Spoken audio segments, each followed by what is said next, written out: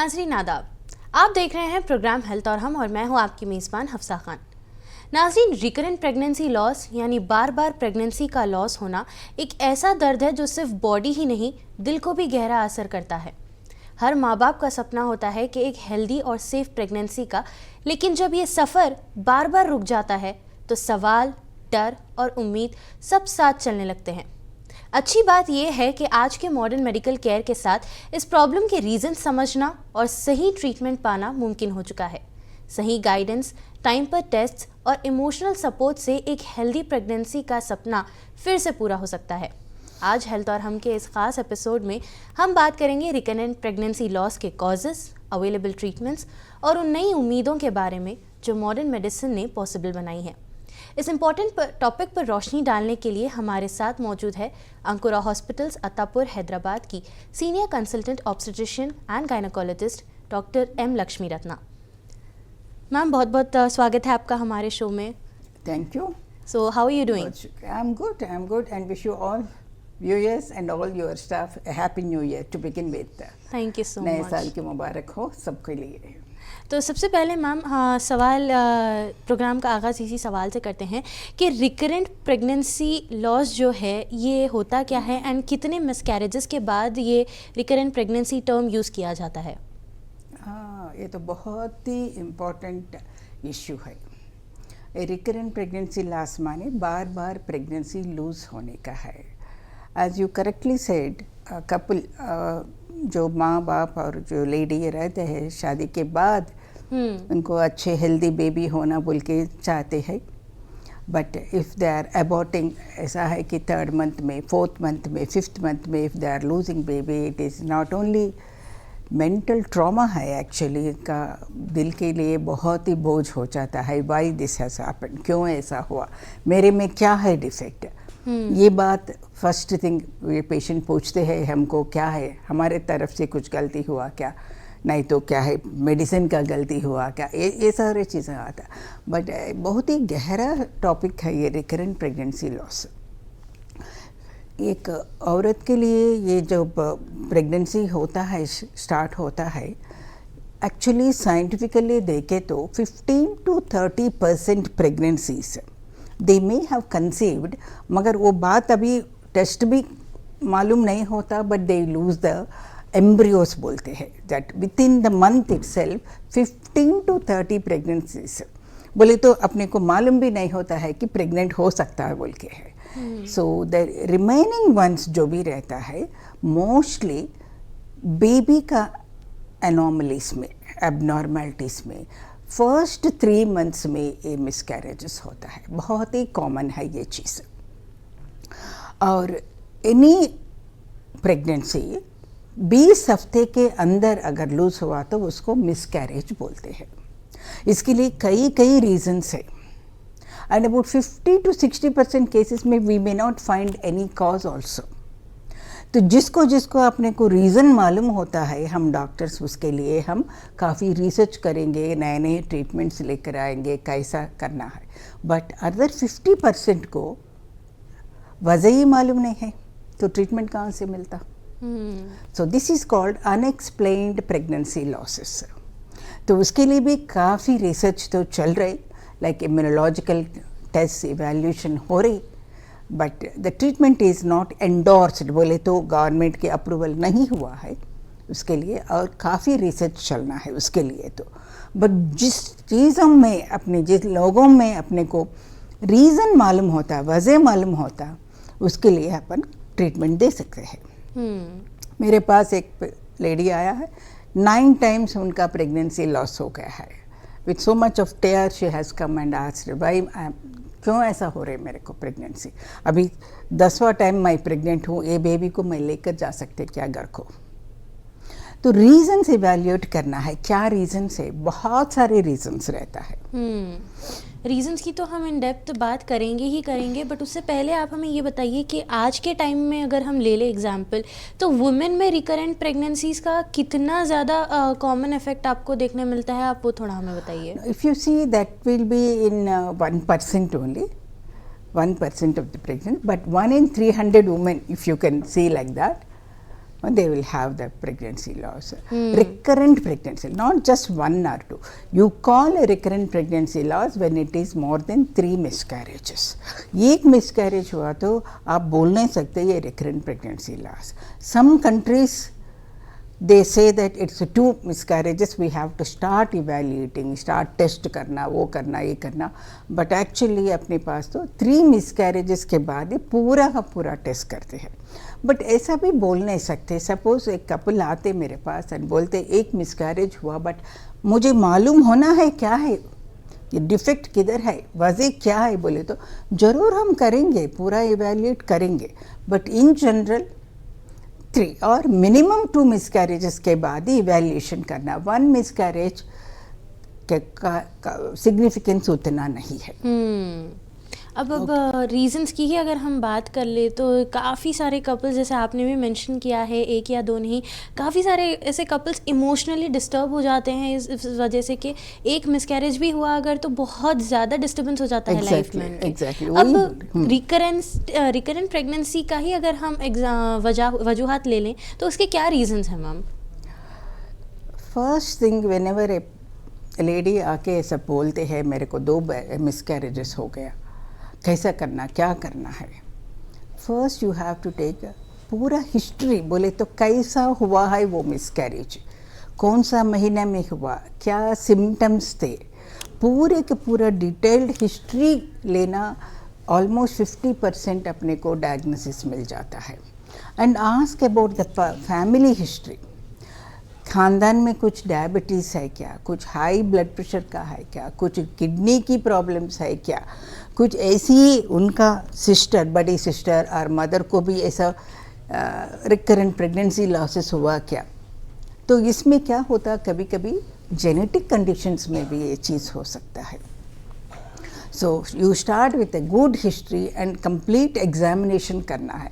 पहले इन्वेस्टिगेशंस कागज़ के ऊपर लिखने से पहले पूरा हिस्ट्री पेशेंट को एग्जामिनेशन करने का है. कई बार उनका सर्वाइकल इनकॉम्पिटेंस बोलते, बच्चेदानी का मुंह जो रहता है उसको सर्विक्स बोलते हैं, वो अगर लूज हो गया तो 4th 5th मंथ में मिसकैरेजेस होता. अच्छा ख्याल से बच्चा भी अच्छा फॉर्म हो जाता. It will be very pathetic to see the embryo baby.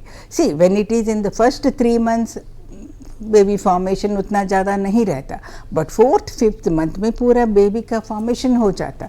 वैसा बेबी को लूज़ करना बोले तो उस लेडी के लिए बहुत ही चोट लगता है दिल में. मेंटल अपसेट हो जाता है, सोशल अपसेट होता, घर में अपसेट हो जाता, इमोशनल अपसेट हो जाता, मोरल नीचे हो जाता है. तो इसीलिए डिटेल्ड हिस्ट्री एंड अच्छा एग्जामिनेशन करने के बाद फैमिली के बारे में भी पूछना और हस्बैंड के बारे में भी पूछना. कुछ भी क्रॉनिक बीमारियां हैं क्या, कभी कभी मेडिसिन्स लेते रहते हैं, कभी कभी they are in the work atmosphere they are exposed to heavy metals, lead और सम टॉक्सिन्स, ऑर्गेनोफॉस्फोरस कंपाउंड्स. तो ये पूरा हिस्ट्री मालूम करना वेरी इंपॉर्टेंट. तो if you want to see what are the various causes, starting with हम बोलते हैं जेनेटिक और क्रोमोसोमल. ये जो एम्ब्रियो बन रहे, जो बेबी बन रहे, उसमें क्रोमोसोम्स की problem they are the most common. Medically we call it is एनोप्लॉइडी.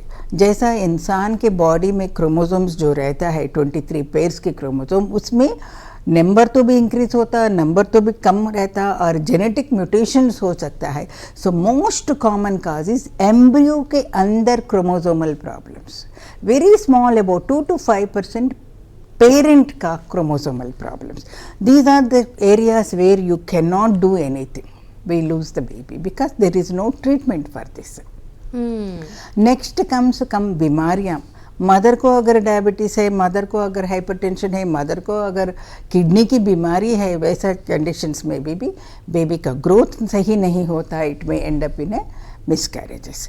And then important चीज़ है प्लेसेंटा बोलते. जब प्रेगनेंसी बनता है बेबी के साथ साथ प्लेसेंटा बोल के आमल बोलते हैं उर्दू में, वो बनता है. उसमें क्या होता है, अगर खून की सरफरा अच्छा नहीं जा रही, ये प्लेसेंटा इज़ ए मीडिएटर, जैसा मिडिल पर्सन है, माँ और बच्चा के बीच में मीडिएटर रहता है. तो जो खून की सरफरा होता जो बच्चा को मिलने का जो खून की सरफरा अगर कम हो गया तो बेबी का ग्रोथ रुक जाता है।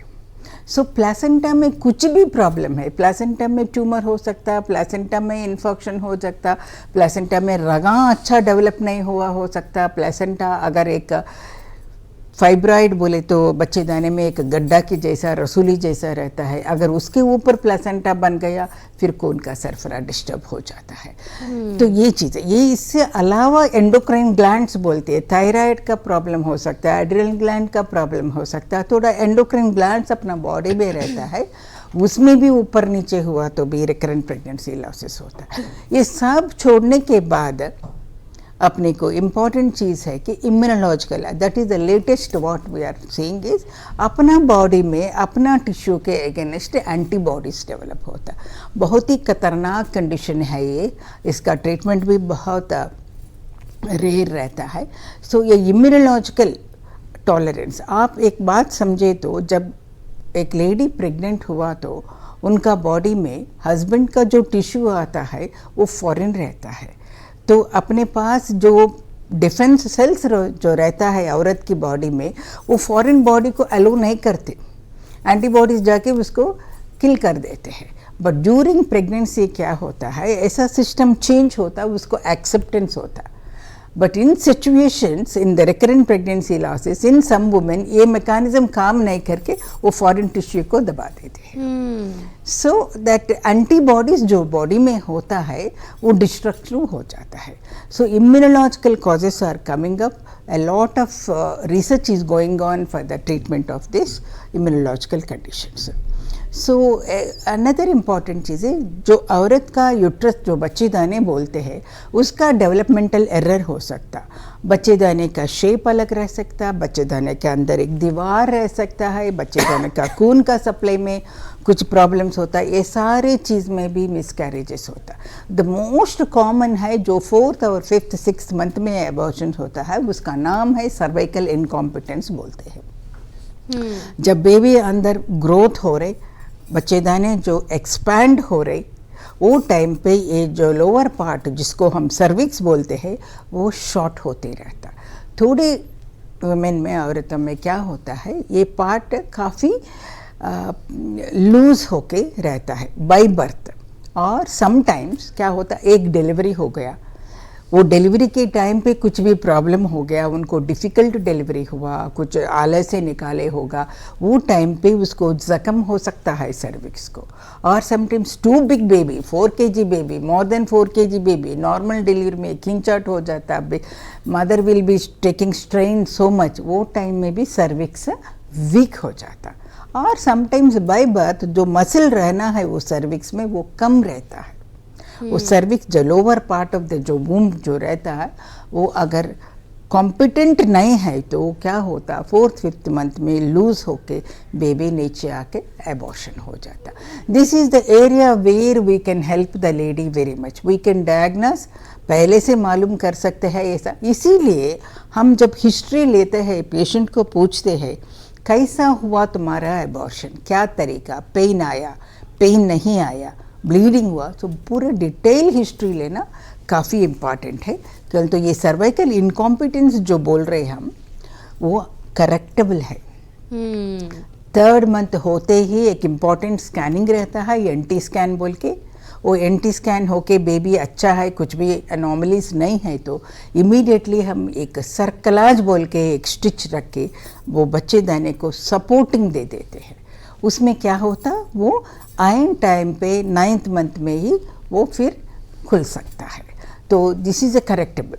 That is why when we take a history and examination of the patient we know what are the correctable causes, what are the not correctable causes होता है। ओके, यानी कि मैम ने ना ही सिर्फ रीजंस बताए हैं बल्कि करेक्शन भी इसमें हो सकता है वो भी हमें बताया है। एक बात वैसे मैं बोल दूं मैम कि ये जब आपसे मैं सुन रही हूँ तो मुझे भी एक इमोशनल पार्ट वो फील हो रहा है जो एक मदर गो थ्रू करती है, एक कपल गो थ्रू करता है। ये ईजी नहीं है एक कपल के लिए कि उनका बेबी लॉस होना एक या दो बार या उससे ज़्यादा, आई अंडरस्टैंड, बट हर चीज़ का एक प्रोसेस होता है, हर चीज़ को हम करेक्ट कर सकते हैं। ऐसा नहीं है कि अगर 2 से 3 बार अगर आप का मिसकैरेज हो गया है तो आप वापस से कंसीव नहीं कर सकते। बस थोड़ी सी आपको कंसल्टेशन की ज़रूरत है, थोड़ा होप की ज़रूरत है। And one more thing, hope कभी नहीं हारना है। ऐसा बिल्कुल नहीं है कि अगर एक बार आपको फेलियर दिखा तो दूसरी बार भी फेलियर दिखना ज़रूरी है। बट एक बार अगर आप होप अंदर आपके आ गए एंड एक बार आप डॉक्टर से कंसल्ट कर लिए एंड सही तरीके से आप प्रोसेस को फॉलो कर लिए, सो आई थिंक आपकी जो होप है वो भी आपको आपके आंखों के सामने इन नेक्स्ट 9 months दिखे। तो It's very true what you have said. Even as I said with the first starting sentence, 9 bar miscarriage हुआ है. She went with her child and the 10th time. So what we have to tell them, never to depress the lady. Even if there are 5 or 6 miscarriages, still she can have a normal chance to have a 9 months baby. Right, So never to get disappointed. Find out the reason. क्या वजह था, अपन treat कर सकते क्या नहीं कर सकते, that is more important. There are some cases I said unexplained infertility. तब तो हम काफ़ी चीज़ों को मिक्स करके अपना एक्सपीरियंस के साथ जो नए मेडिकेशंस आता है वो भी ट्राई करते, because if we can not find a reason it's very difficult to treat the condition. Reason मालूम हुआ, attack the Right. cause. If we do not, then we have to use our experience and the नए तरीका जो भी medicines आ रहे. Of course we need to explain the couple that पलाना अपन medicine इस्तेमाल कर रहे, इसका तो काफ़ी प्रूफ नहीं है, but we don't have any other choice. अगर 2 रास्ते हैं तो अपन जाएंगे, रास्ता ही नहीं है तो you have to make a रास्ता, राइट, है ना. तो but never to lose. What my suggestion is, those people who are having repeated, there must be some reason, and few cases no reason रहता है, but always it is better to take a advice from the doctor and then carry on further. Okay. And one more thing ma'am, अगर मैं आपसे एक और question पूछूं कि ज़्यादातर औरतों में हम देख सकते हैं कि कई बार वर्क प्लेस का स्ट्रेस या घर पे कुछ वज़न चीज़ें उठाने का स्ट्रेस, इस वजह से भी जो है मिसकैरेजेस पॉसिबल है. बट आप ये क्वेश्चन को आंसर करने से पहले एक कॉलर हमारे साथ जुड़े हैं, उनसे एक बार बात कर लेते हैं. जी, अस्सलाम वालेकुम. वालेकुम सलाम. जी, क्या सवाल है आपका? मेरा सवाल ये है, हमारी बहू हमल से है, अब 3रा महीना है उनको. 7 साल के बाद बच्चा हो रहा है. हाँ, मैं तो हम लोग सीढ़िया में तो नहीं उतार रहे. एक आधा किलो 1.5 किलो चावल पका सकते ना? एक्चुअली स्पीकिंग कर सकते हैं, लाइट वर्क कर सकते हैं, कुछ भी नहीं काम कर रहे, ऐसा बैठे बैठे उन्होंने खाली. नहीं देखिए, ऐसा मैं जो बोले बच्चेदानी के मुंह छोटा है या लूज है, वैसे कंडीशन में हम कम्प्लीटली बेड रेस्ट बोलते हैं, कुछ भी वज़न नहीं उठाना बोलते. नॉर्मल प्रेगनेंसी में आपको कोई भी रेस्ट्रिक्शन नहीं रहता है. उन काम जो रूटीन काम रहता है, क्यों तो प्रेगनेंसी इज़ नॉट ए बीमारी, वो बीमारी नहीं होता है, वो नॉर्मल चेंजेस है फीमेल बॉडी में, जो नॉर्मल चेंजेस है प्रेगनेंसी. सो नॉर्मल एक्टिविटी कर सकते. There are very few conditions है वहाँ जहाँ हम ये मॉडर्न एरा में हम डॉक्टर्स कंप्लीट बेड रेस्ट बोलने का. एक है ब्लीडिंग. कभी कभी जैसा मैं आंवल बोले, आंवल का पोजीशन नीचे रह के अगर ब्लीडिंग हो रही बोले तो बेड रेस्ट बोलते. कभी कभी ये बच्चेदानी के मुंह सर्विक्स जो बोले काफ़ी छोटा है और काफ़ी लूज है और we have put a circular stitch, वो केसेस में हम बोलते हैं bed rest. But not every women who is pregnant no need of any bed rest. उनका रूटीन जो काम है कर सकते हैं. एक और कॉलर हमारे साथ जुड़े हैं, आइए उनसे भी बात कर लेते हैं. जी, अस्सलाम वालेकुम. जी, वालेकुम अस्सलाम. मैं यहाँ पर रेडियो से बात कर रही हूँ. आमिना नाम है मेरा. जी आमिना. मुझे डॉक्टर साहब से ये सवाल था कि आजकल खौतीन में बार बार हमल ज़ाहिर होने का मसला कितना आम है? एक बार आप अपना क्वेश्चन वापस से रिपीट कर सकती हैं? जी बिल्कुल. आजकल खौतीन में ये जो बार बार मिसकैरेजेस हो रहे हैं जी, तो इसका मतलब असल आम रीजन क्या है? जो लेडीज में मेन रीजन फॉर मिसकैरेजेस बहुत रहता है, बहुत रह सकते हैं ना. जैसे मैं बोले यूट्रस का प्रॉब्लम हो सकता है, प्लेसेंटा का प्रॉब्लम हो सकता है, नहीं तो उनको एंटीबॉडीज प्रॉब्लम हो सकता है, अगर हाइपर ब्लड प्रेशर थोड़ा ठीक नहीं है तो भी हो सकता है. मेनी रीजन्स है ना, एक रीज़न बोल नहीं सकते. आपका पूरा डिटेल में जैसा बोले, आपके जो अबॉर्शंस का डिटेल्स मालूम करने का है, आपका फैमिली हिस्ट्री में कुछ भी कंडीशंस है क्या, और ये जो बात है कि सिर्फ वो वजन उठाए तो अबॉर्शन होता बोल के नहीं, ऑलरेडी उनको बच्चेदानी की वीकनेस है और प्लेसेंटा का प्रॉब्लम है, तब वजन उठाए तो होता। सिंपली वजन उठाए तो अबॉर्शन उतना हल्का नहीं रहता, प्रेगनेंसी जम के रहता है, वैसा तो नहीं है जैसे उठाए उधर 2 सीढ़ियाँ चढ़े हो गए बोल के, वैसा नहीं रहता। बट ऑलरेडी उनका बॉडी में कुछ वीकनेस है, कुछ भी प्रॉब्लम है, तो तब ये एग्रीवेट करता है, उसको हेल्प करता है, नहीं तो नॉर्मल रह सकते हैं प्रेग्नेंट लेडीज।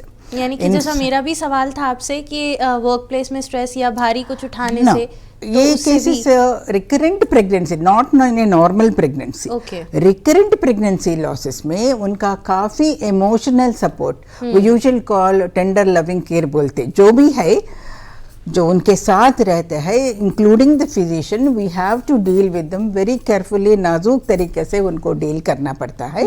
कहते इमोशनल स्ट्रेस से उनका ब्लड प्रेशर बढ़ सकता है, वैसा इनडायरेक्टली रिलेटेड रहता है, वैसा नहीं। सो एक ऐसा है कि उनको एनकरेजिंग एटमॉस्फेयर रहना है ऐसा केसेस में, रिकरेंट प्रेगनेंसी लॉसेस में जो भी करना है मेडिकली करके भी उनका फैमिली सपोर्ट, डॉक्टर का सपोर्ट, हस्बैंड का सपोर्ट एक काफ़ी चाहिए needed। अब अगर मॉडर्न ट्रीटमेंट्स की मैं आपसे बात करूं तो क्या क्या मॉडर्न ट्रीटमेंट्स अवेलेबल है सो दैट वापस से एक वुमेन कंसीव कर सके?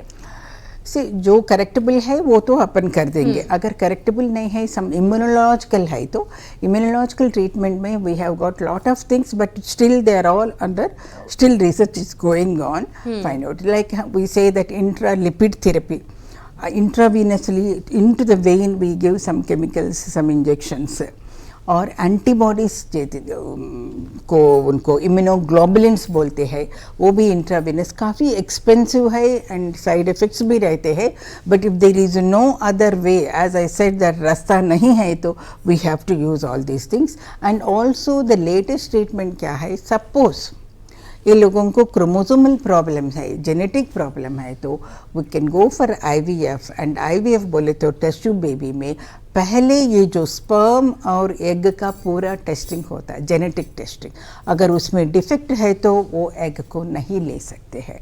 This is the latest. So पहले से हम स्क्रीन करके हेल्दी एम्ब्रियो को लाते हैं, सेम हस्बैंड एंड वाइफ का एग एंड स्पर्म लेके उनका एम्ब्रियो बना के उसका टेस्टिंग करके अगर वो परफेक्टली नॉर्मल है तो देन ट्रांसफ़र करते हैं। सो इसीलिए some of the genetic and chromosomal condition है तो they are not repairable, we don't have any treatment। there is a condition like Down syndrome है, Turner syndrome है, जहाँ अपने को 23 पेयर्स ऑफ क्रोमोसोम रहना, उसमें नंबर ज़्यादा रहना, नंबर कम रहना है, और जेनेटिक म्यूटेशंस बोलते हैं, वो उसके लिए तो ट्रीटमेंट अपने को नहीं। In that case if the couple really वो लोगों को कंफर्म हो गया उन लोगों का स्पर्म और एग में काफ़ी जेनेटिक प्रॉब्लम है, तो they have to go for a donor egg और ए डोनर स्पर्म, हेल्दी वाला। सो आजकल का IVF टेक्नोलॉजी में इतना ये हो गया कि इवन फीचर्स का, कैरेक्टर्स का वो भी चूज करके चुन के एम्ब्रियो को बनाने का भी तरीका हो गया है। यानी कि जैसा एक कपल को चाहिए कि उनके फ्यूचर किड में ये स्पेशलाइजेशन एग्जैक्टली ब्लू आइज होना और सुंदर होना है, स्किन कलर होना है, वैसे technology. But having said that I will not be recommending all that, a healthy embryo is the most important. ये बाहर की फीचर से ज़्यादा अंदर हेल्दीनेस का इम्पॉर्टेंट है। सो I will suggest only those people who are having a genetic or a chromosomal problems only to go for that, not for everybody। अब सबसे आखिर में मेरा आपसे ये सवाल रहेगा कि एक मैसेज आप हमारे व्यूअर्स को या जो कपल जैसे प्रॉब्लम से गुजर रहे हैं उनके लिए क्या रहेगा? I can only advise them and suggest them that don't ever get depressed। the only thing is don't delay in taking a doctors advice. आप और एक साल देखेंगे और एक साल देखेंगे बोल के, औरत का अगर एज 30 इयर्स के पार हो गया तो जो एग का क्वालिटी रहता है वो बहुत ख़राब हो जाता। So usually we say that 32 years के अंदर कंसीव हुआ तो एग का क्वालिटी बहुत अच्छा रहता है। बियॉन्ड 35 ईयर एग का क्वालिटी कम होते रहता है. व्हेन क्वालिटी सब क्वालिटी का एग है उसमें एबनॉर्मलिटीज ज़्यादा रहता, क्रोमोसोमल प्रॉब्लम्स ज़्यादा रहता. So don't postpone, take the advice, take the correct treatment, don't ever get disappointed. मेरे को 7 हो गया, 8 हो गया, 9 हो गया. Maybe the solution is there for you because you may be the condition which you, actually the reason was not diagnosed properly. So reason properly diagnosed नहीं होता, treatment भी proper नहीं होता है. So you don't know, no, from your side you have to take the opinion. So seek the doctor's advice as early as possible, sort it out. Well thank you so much ma'am, आपने इतनी कीमती चीज़ पे हमारे साथ बात की and I hope कि अगले एपिसोड में हम और डिटेल इस टॉपिक पर बात करेंगे. And thank you so much अपने प्रीशियस टाइम में से हमें एक हाफ एन आवर देने का. वेल वक्त की कमी की वजह से हमें हमारा एपिसोड यहीं एंड करना पड़ेगा. बट जैसे मैम ने कहा कि ये रिकरेंट प्रेगनेंसी को सिर्फ